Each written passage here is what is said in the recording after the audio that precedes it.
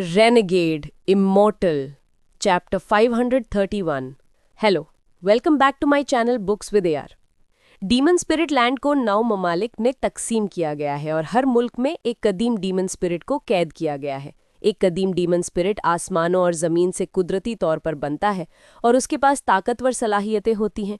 जब एक कल्टीवेटर उसके साथ मिल जाता है तो उसकी कल्टीवेशन में ज़बरदस्त इजाफा होता है और उसे एक ताकतवर स्पेल सीखने का मौका मिलता है।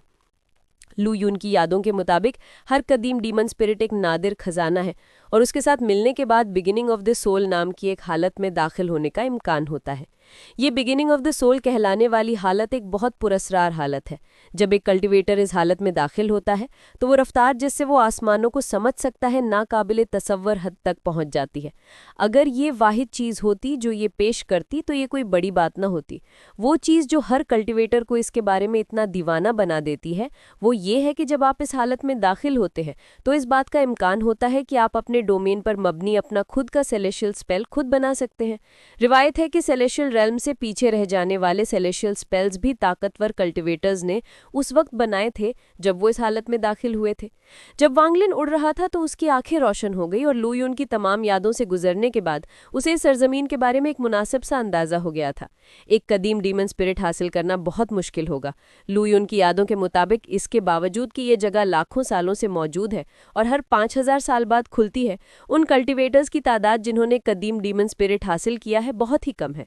रिवायत है कि इन लातादाद सालों में सिर्फ 10 लोगों ने हकीकत में कदीम डीमन स्पिरिट हासिल किया है। उसे हासिल करने का वाहिद तरीका यह है कि आपके पास कारनामे हो। हर मुल्क में सिर्फ एक कदीम डीमन स्पिरिट है। स्पिरिट्स को कोई भी काबू नहीं करता और वो अपने मुतल्लिका मुल्कों की अलामत है। स्पिरिट्स हर 1 लाख साल में एक बार इवॉल्व होते हैं और अगर कोई किसी के साथ इवॉल्व होने से पहले मिल जाता है तो एक नया बनाने में 10 लाख साल लग जाएंगे। हर मुल्क की कदीम डीमन स्पिरिट का दर्जा भी मुख्तलिफ होता है। मिसाल के तौर पर स्काई डीमन कंट्री का कदीम डीमन सिर्फ 1 लाख साल पहले पैदा हुआ था और उसका दर्जा सबसे कम है। 9 एक्सटिंक्शन मुल्क में मौजूद कदीम डीमन कभी भी किसी के साथ पैदा होने के बाद से मिला नहीं है, इसलिए उसकी ताकत नाकाबिले तसव्वुर हद तक पहुंच चुकी है। सिर्फ वो लोग जिनके पास बहुत सारे कारनामे होते हैं उन्हें ही कदीम डीमन स्पिरिट के सामने दुआ करने का मौका मिलता है। सिर्फ वो लोग जिन्होंने लातादाद लोगों को कत्ल किया हो ही उसका मालिक बनने का मौका मिलता है।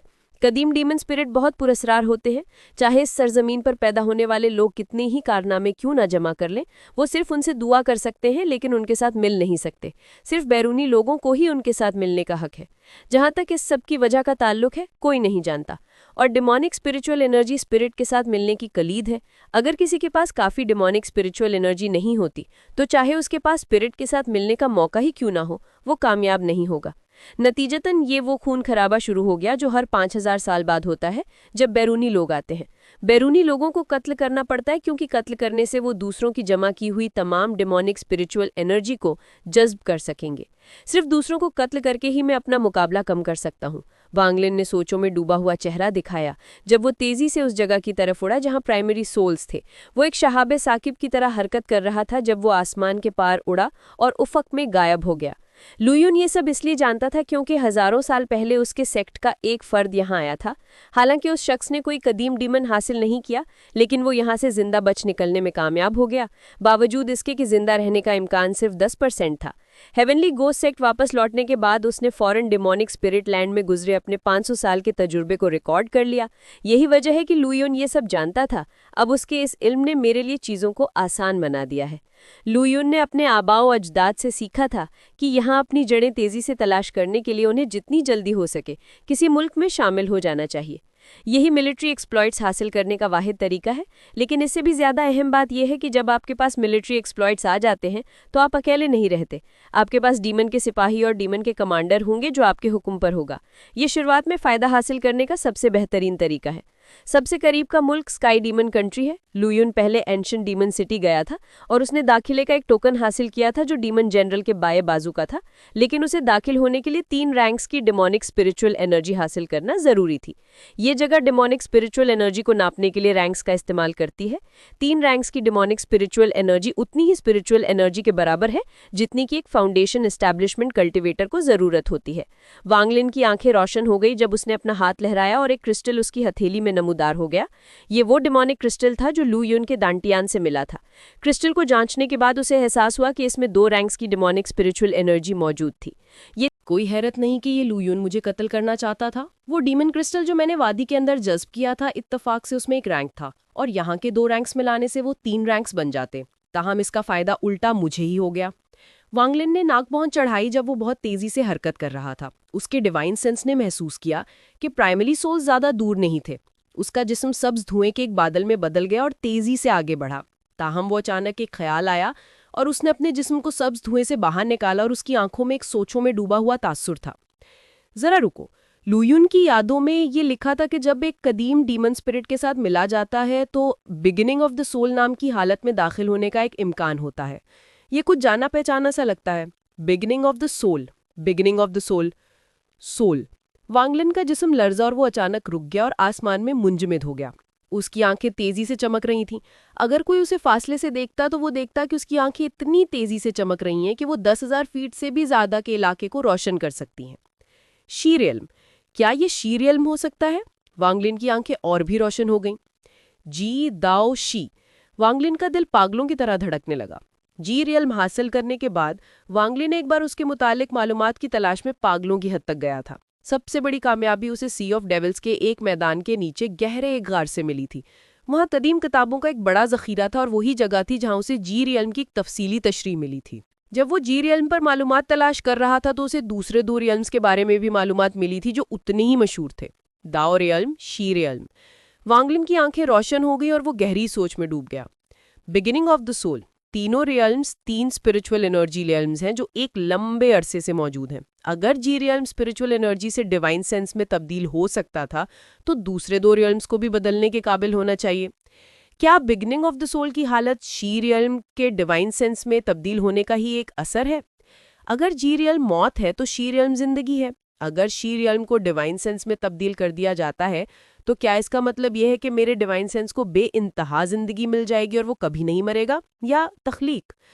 मैं आसमानों की जिंदगी और मौत के डोमेन की कुल्टिवेशन करता हूँ। अगर मैं जी रियल्म और शी रियल्म को मिला सकता हूँ, जी रियल्म को मौत के तौर पर और शी रियल्म को जिंदगी के तौर पर इस्तेमाल करके, तो क्या इससे मेरा डोमेन मुकम्मल हो जाएगा? ये सोचते वक्त वांग लिन ने कड़वाहट से मुस्कुराया और अपना सर हिलाया। बेहतर यही था कि इस बारे में ज्यादा ख्याली पुलाव ना पकाए क्योंकि ये हकीकत से बहुत दूर था। उसने एक हल्की सी आह भरी और इसे अपने जहन के पीछे डाल दिया। इससे कोई फर्क नहीं पड़ता था कि ये बिगिनिंग ऑफ द सोल वही चीज थी जो वो सोच रहा था या नहीं, क्योंकि अभी इसका उससे कोई ताल्लुक नहीं था और इस पर मजीद सोचना बेफायदा था।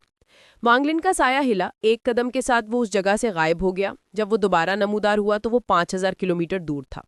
जब वांग लिन का साया आसमान में नमूदार हुआ तो वो एक मैदान के ऊपर उड़ रहा था। जब वो नमूदार हुआ तो कई भूतनुमा चीजें उसकी तरफ उड़ी और उसके गिर्द चक्कर लगाने लगीं। एक किलिन दरिंदा था जो हरकत करते वक्त दहाड़ रहा था। वांग लिन का डिवाइन सेंस फैल गया और जमीन पर मौजूद एक काली दरार पर मरकूज हो गया। ये दरार 1,000 फीट से ज्यादा चौड़ी थी। दरार ऐसी लग रही थी जैसे इसे किसी ने आसमान से उड़ती हुई तलवार से हमला करके बनाया हो। ताहम काफी वक्त गुजर चुका था और इसका ज्यादातर हिस्सा बंद हो चुका था, इसलिए अब सिर्फ 100 फुट का फासला ही बाकी रह गया था। पूरा इलाका जंगली घास से ढका हुआ था, इसलिए जब तक कोई बहुत गौर से ना देखता तो जमीन में इस दरार को देखना मुश्किल था। वांग लिन ने अपना मुंह खोला और सांस खींची। उसके गिर्द मौजूद प्राइमरी सोल्स काले धुएं में बदल गए और उसके जिस्म में जज्ब हो गए। फिर वो उसके ओरिजिन सोल के अंदर मौजूद 1 अरब सोल फ्लैग में दाखिल हो गए। प्राइमरी सोल्स को एक तरफ रखने के बाद वांग लिन दरार के पास जमीन पर उतरा और सर्द मेहरी से उसे देखने लगा। लू युन की यादों के मुताबिक हेवनली घोस्ट एक मुनफरिद अवतार है जो सिर्फ हेवनली घोस्ट सेक्ट के पास है। ये चीज़ें खला से पैदा होती हैं और आमतौर पर इनकी कोई शक्ल नहीं होती, लेकिन हेवनली घोस्ट सेक्ट के अरकान हामिला फ़ानी ख़वातीन के खून को एक चारे के तौर पर, ताकतवर मर्दों के खून को एक रहनुमा के तौर पर और कुल्टिवेटर के नेसेंट सोल को एक जरिए के तौर पर इस्तेमाल करते हैं। एक हेवनली घोस्ट को तलब करने में 49 साल लगते हैं। फिर वो एक खुफिया स्पेल का इस्तेमाल करते हैं ताकि इसे अपनी ज़िंदगी से बंधा हेवनली घोस्ट बना सकें। लू युन के पास इसे रिफाइन करने के लिए ज़्यादा वक्त नहीं था और यही वजह है कि हेवनली घोस्ट ने उसे धोखा दिया। वांग लिन की आंखें सर्द हो गईं और उसने अपना दाया हाथ लहराया। गरे की 2 लकीरें अचानक नमूदार हो गई और उसकी उंगलियों के दरमियान हरकत करने लगीं। उसने अपनी उंगली झटकी और गरे की दोनों लकीरें जमीन पर मौजूद दरार की तरफ तेजी से बढ़ीं। ये दोनों लकीरें गैस के 2 गुस्से वाले अजदहों की तरह दरार में जा घुसीं। हेवनली घोस्ट इसी दरार के अंदर छुपा हुआ था। जब उसने अपने मास्टर को धोखा दिया तो उसे कुछ नताइज भुगतने पड़े और अपने मास्टर के खून के जौहर की हिमायत खो देने की वजह से वो इस वक्त इंतहाई कमजोर था। लेकिन इस किस्म की कमजोरी सिर्फ आर्जी थी। अगर ये 7 दिन तक जिंदा रह सकता तो इसे अपने मास्टर से एसेंस ब्लड की जरूरत नहीं रह जाती, और अगर ये 49 दिन तक जिंदा रह सकता तो ये मुकम्मल तौर पर अपनी आज़ादी वापस हासिल कर लेगा और वापस बेजिस्म शक्ल में आ जाएगा। उसके बाद ये इस विशाल दुनिया में कहीं भी जाने के लिए आज़ाद होगा। इस लम्हे ये दरार में अंदर छुपा हुआ था, फिर उसकी आंखें अचानक रोशन हो गईं जब इसने खुद को जाहिर किया और गरे की लकीरों में से एक पर छलांग लगा दी। ताहम जिस लम्हे इसने छलांग लगाई, गरे अचानक रोशनी के ज़रात में टूट गई। भूत चौंका और पीछे हटना चाहता था, लेकिन बहुत देर हो चुकी थी। गरे रोशनी के वो ज़रात तेजी से जमा होने लगे और जिस चीज़ की तरफ वो जमा हो रहे थे वो भूत था। तकरीबन एक पल में हेवनली घोस्ट गरे गैस से ढक गया था। भूत ने गुस्से भरी दहाड़ मारी और तेजी से पीछे हटा। ठीक इसी लम्हे गरे की दूसरी लकीर हेवनली घोस्ट के सामने पहुंची और अचानक गरे रोशनी के ज़रात में टूट गई। फिर ये एक बार फिर हेवनली घोस्ट को मरकज बनाकर जमा हो गई। ठीक उसी तरह एक मुख्तसर मुद्दत में हेवनली घोस्ट गरे रोशनी के ज़रात से ढक गया था। Renegade immortal chapter 532। वांगलिन दरार के बाहर खड़ा था। इस लम्हे उसकी आंखें रोशन हो गईं और उसने अपना दाया हाथ आगे बढ़ाया और कहा, जमा हो जाओ। उसके ये कहने के बाद हेवनली घोस्ट की तरफ से गुस्से भरी दहाड़ों का एक सिलसिला शुरू हो गया। उसी वक्त काली रोशनी की एक लकीर दरार से बाहर निकली और वांगलिन पर झपट्टी पड़ी। वांगलिन तेजी से पीछे हटा, लेकिन काली रोशनी ने उसका पीछा किया। वांगलिन ने सर्द मेहरी से नाक भौं चढ़ाई जब उसने अपने बैग ऑफ होल्डिंग को अपने दाएं हाथ से छुआ और सोल लैशर को बाहर निकाला। उसने कोड़े को लहराया, जिससे हेवनली घोस्ट ने एक दर्दनाक करहा निकाली और उसकी रफ्तार धीमी हो गई। सोल लैशर खास तौर पर रूह को जख्मी करने में माहिर था और हेवनली घोस्ट का कोई असली जिस्म नहीं था, और वो एक अव्वल दर्जे की रूह थी। दर्द के तहत हेवनली घोस्ट और भी ज्यादा वहशी हो गया। उसने दर्द को नज़रअंदाज करने का फैसला किया और वांगलिन की तरफ हमला कर दिया। उसका चेहरा इंतहाई वहशी था और कत्ल के इरादे से भरा हुआ था। ग्रे गैस की 2 लकीरें उसके जिस्म से सुइयों की तरह गुजरीं और मुसलसल हेवनली घोस्ट की जिंदगी की कुव्वत की बड़ी मिकदार को जज्ब करती रहीं। लेकिन इस लम्हे हेवनली घोस्ट ने इसे मुकम्मल तौर पर नज़रअंदाज कर दिया और वांगलिन पर हमला कर दिया। जहां से हेवनली घोस्ट गुजरता, वहां की घास मुरझा जाती और पीली पड़ जाती। ये मंजर बहुत अजीब लग रहा था। वांगलिन की आंखें सर्द हो गईं। उसने पीछे हटना बंद कर दिया और सोल लैशर को लहराया। कोड़े की कई ज़रबों के साथ हेवनली घोस्ट ने दर्दनाक कराहें निकालना शुरू कर दी। आखिरकार वो इस दर्द को और बर्दाश्त नहीं कर सका और फरार होने के लिए पलटा। वांगलिन जानता था कि ये हेवनली घोस्ट का सबसे कमज़ोर लम्हा है। अगर ये फरार हो गया और ठीक हो गया तो इससे निपटना बहुत मुश्किल हो जाएगा। लू युन की यादों को तलाश करने के बाद वो जानता था कि हेवनली घोस्ट को पहले 7 दिन और फिर 49 दिन ठीक होने के लिए दरकार होते हैं। उसने तकरीबन बिल्कुल भी हिचकिचाहट का मुजाहिरा नहीं किया जब उसने सोल लैशर को फेंका। सोल लैशर एक वहशी अजदहे की तरह हेवनली घोस्ट की तरफ लपका। हेवनली घोस्ट बहुत वहशी था। ये देखते हुए कि वो फरार नहीं हो सकता, वो पलटा और उसने अपना मुंह खोलकर सब्ज आग थूकी। सब्ज आग की बड़ी मिकदार नमूदार हुई और उसने सोल लैशर को सब्ज शोलों के समंदर में घेर लिया। ये सब्ज आग हेवनली घोस्ट की जिंदगी का शोला थी और उसकी सबसे ताकतवर हमला भी था। वांगलिन के लिए जो नफरत भूत के दिल में थी, वो उस नफरत के मुकाबले में हल्की थी जो वो कोड़े के लिए महसूस करता था। जो चीज़ भूत वाकई नफरत करता था वो कोड़ा था। उसकी नज़र में ये कोड़ा खास तौर पर हेवनली घोस्ट से निपटने के लिए बनाया गया था। चाहे वो मर भी जाए, उसे इस कोड़े को तबाह करना था। उसकी यादों में उसने सिर्फ एक ऐसे खजाने के बारे में सुना था, लेकिन वो खजाना काफ़ी अरसे पहले इस जहान से गायब हो चुका था और अब इसका वजूद नहीं होना चाहिए था। उसने फैसला किया कि उसे इस अजीब खजाने को ज़रूर तबाह करना है जो हेवनली घोस्ट से निपटने के लिए बनाया गया था। यही वजह है कि बावजूद इसके कि वो इतना कमज़ोर था, उसने अपनी ज़िंदगी के शोले का इस्तेमाल किया। जिस लम्हे उसने अपनी जिंदगी का शोला थूका, वांगलिन का चेहरा बदल गया। वांगलिन जानता था कि हेवनली घोस्ट कितना ताकतवर है और वो हिचकिचा रहा था, लेकिन ये हेवनली घोस्ट का सबसे कमजोर लम्हा था। यही वजह है कि वो इसे पकड़ने आया था। लेकिन इस लम्हे जब उसने शोले को देखा तो उसका दिल कांप उठा। बावजूद इसके कि उसे इसकी जद नहीं लग रही थी, उसने उसकी ताकत को महसूस किया। जिस्म को जलाने के बजाय ये शोला रूह को जलाता था।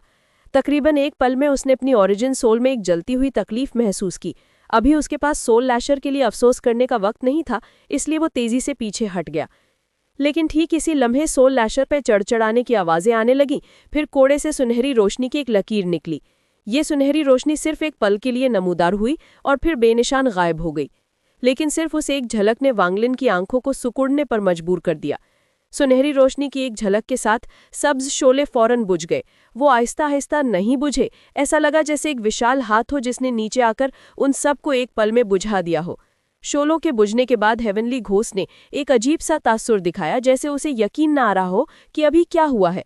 उसने एक तेज चीख मारी और फिर तेजी से भाग निकला, लेकिन बहुत देर हो चुकी थी। उस सुनहरी रोशनी की झलक ने ना सिर्फ शोलों को बुझने का सबब बनी, बल्कि उसने हेवनली घोस्ट के जिस्म को और भी ज्यादा शफ्फाफ बना दिया था। हेवनली घोस्ट ने खौफजदा चीख मारी जब वो तेजी से घुलने लगा। वांगलिन बिजली की तरह तेजी से हरकत में आया और सोल लैशर की तरफ बढ़ा। कोड़ा लर्जा और फिर तेजी से उड़कर वांगलिन के हाथ में वापस आ गया। कोड़े को पकड़े हुए वांगलिन ने एक राहत की सांस ली। कोड़े से पहले निकलने वाली सुनहरी रोशनी वाकई बहुत अजीब थी। उसने फिर हेवनली घोस्ट को दोबारा देखा। अगर वांगलिन ने तेजी से कोड़े को ना पकड़ा होता तो भूत अब तक मर चुका होता। अभी भी वो मर रहा था और उसका जिस्म आहिस्ता आहिस्ता घुल रहा था। वांगलिन ने अपने बैग ऑफ होल्डिंग कर थपकी दी और सोल फ्लैग को बाहर निकाला। सोल फ्लैग को एक बार लहराकर उसने हेवनली घोस्ट को पकड़ लिया और फ्लैग के अंदर खास माहौल की वजह से हेवनली घोस्ट ने घुलना बंद कर दिया। ये सब करने के बाद वांगलिन ने गौर से सोल लैशर को देखा। सब्ज शोले से जलने के बाद कोड़े में कुछ तब्दीली आई थी। अब चमड़े के कुछ ऐसे टुकड़े थे जो मुड़ गए थे और बहुत सख्त हो गए थे। उसे जांचते वक्त वांगलिन को अचानक एक अजीब सा एहसास हुआ। शोले से जलने के बाद ये एक ऐसे अजदहे की तरह लग रहा था जो अपनी खाल उतार रहा हो। फर्क सिर्फ इतना था कि इसने अभी शुरू किया था और अभी मुकम्मल होने के करीब भी नहीं था। कुछ देर बाद वांगलिन ने कोड़े को एक तरफ रख दिया। उसने फिर फासले की तरफ देखा और सही सिमत का अंदाजा लगाने के बाद वो तेजी से निकल गया। 3 दिन बाद वांगलिन ने फासले में वादी को देखा। इस लम्हे वादी के गिर्द मौजूद फॉर्मेशन एक ताकतवर दबाव छोड़ रहा था। वांगलिन इस दबाव से बहुत अच्छी तरह वाकिफ था। ये रिस्ट्रिक्शन फ्लैग से आ रहा था। जब वांगलिन वहां से गया था, उसने रिस्ट्रिक्शन फ्लैग को बाहर निकाल लिया था। रिस्ट्रिक्शन फ्लैग के फॉर्मेशन की मदद करने के साथ वादी के लोग डीमन स्पिरिचुअल एनर्जी की लहरों से महफूज थे। वो बिजली की तरह तेजी से हरकत में आया और तेजी से वादी के बाहर पहुंच गया। एक कदम के साथ वो फॉर्मेशन के अंदर चला गया। उसने पहले ही एक बार फॉर्मेशन को तोड़ दिया था और उसके अंदर रिस्ट्रिक्शन फ्लैग होने के साथ ये कहा जा सकता था कि वांगलिन फॉर्मेशन के साथ अपनी मर्जी के मुताबिक कुछ भी कर सकता था। जिस लम्हे वो वादी के अंदर नमूदार हुआ, उसने उन लोगों को देखा जो अंदर रहते थे। वो वादी के मरकज में ओयांग हुआ की बातें सुन रहे थे। ओयांग हुआ ने फौरन वांगलिन को देख लिया और खुशी का इजहार किया। वो तमाम लोगों के पास से गुजरा और फासले से ही वांगलिन को झुककर सलाम किया। मैं आपका वापस आने पर सुप्रीम सेलेस्टियल खैर मकदम करता हूँ। उसमें बेअदबी का जरा सा भी शायबा नहीं था। उसने खुद वांगलिन को एक और दूसरे बैरूनी के साथ जाते देखा था और अब वांगलिन अकेला वापस आया था। इसका मतलब सिर्फ एक ही हो सकता था कि वांगलिन ने उस दूसरे बैरूनी को कत्ल कर दिया था। ओयांग हुआ की नज़र में जब 2 बैरूनी लोग मिलते थे तो वो जिंदगी और मौत की कश्मकश में होते थे। वादी का सबसे गहरा हिस्सा एक ममनू इलाका है, वहां मत जाना। वांगलिन के ये अल्फाज छोड़ने के बाद वो सबकी आंखों के सामने से गायब हो गया और वादी की गहराइयों में चला गया।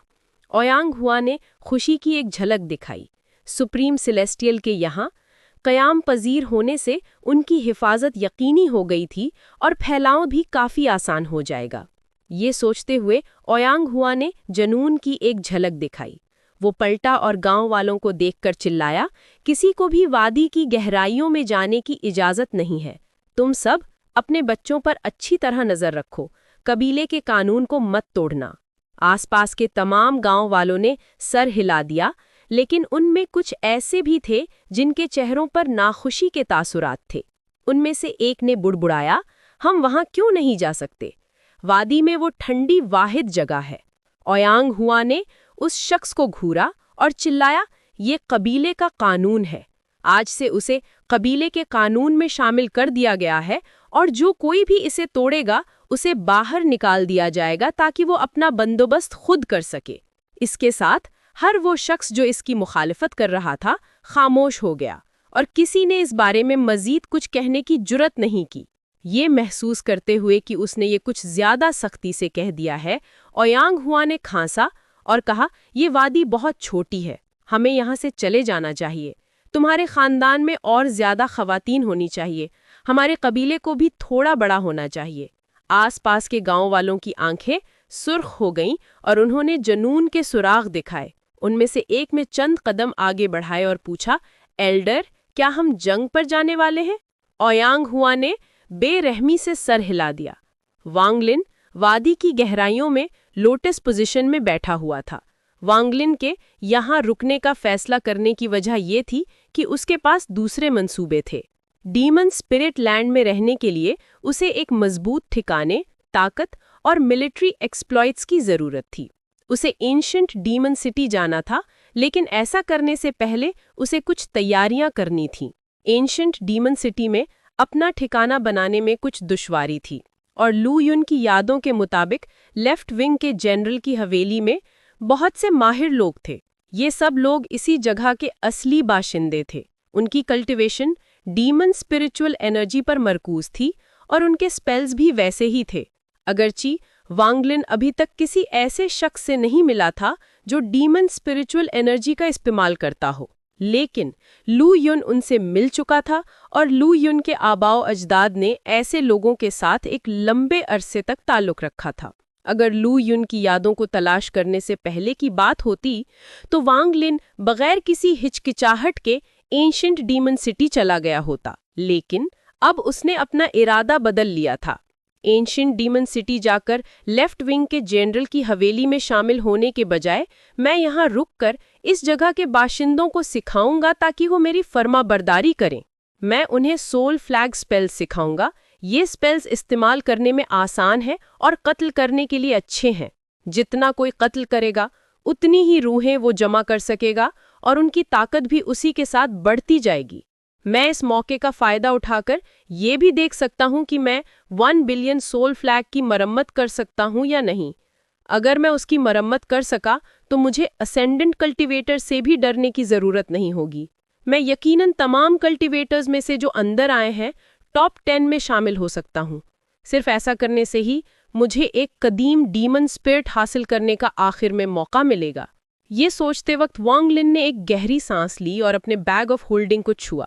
2 जेड के टुकड़े उसके हाथ में नमूदार हुए। उसने अपना डिवाइन सेंस फैलाया और उनके अंदर कुछ मंत्र छोड़ दिए। सोल रिफाइनिंग सेक्ट के पास 3 स्पेल्स थे: सोल रिफाइनिंग, सोल एक्सट्रैक्टिंग और soul ceiling.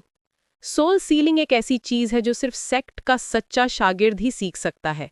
दरहकीकत soul sealing spell 1 billion soul flag के लिए ही बनाया गया था। ये उसे काबू करने का स्पेल है। जहां तक सोल रिफाइनिंग और सोल एक्सट्रैक्टिंग का ताल्लुक है, वो सोल रिफाइनिंग सेक्ट की जड़ें हैं।